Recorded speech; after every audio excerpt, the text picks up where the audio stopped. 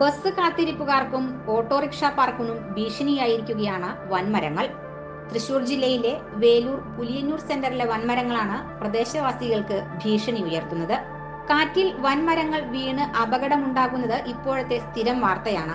ഈ സാഹചര്യത്തിലാണ് പുലിയന്നൂരിലെ autorickshaw പാർക്കിനും bus സ്റ്റോപ്പിനും സമീപമുള്ള വൻമരങ്ങൾ ഭീഷണിയാകുന്നതായി ഓട്ടോ ജീവനക്കാർ പരാതിപ്പെടുന്നത്.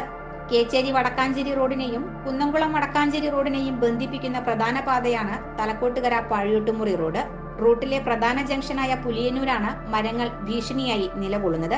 പഞ്ചായത്ത് അധികൃതരുടെ അടുത്ത് നിരവധി തവണ പരാതി പറഞ്ഞിട്ടുണ്ടെങ്കിലും മരം മുറിക്കാനോ ശാഖകൾ വെട്ടിമാറ്റാനോ ആരും ഇതുവരെയും എത്തിയിട്ടില്ല.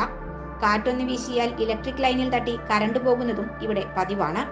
സ്കൂൾ കുട്ടികളടക്കം നിരവധി പേരാണ് ബസ് സ്റ്റോപ്പിൽ എത്താറുള്ളത്.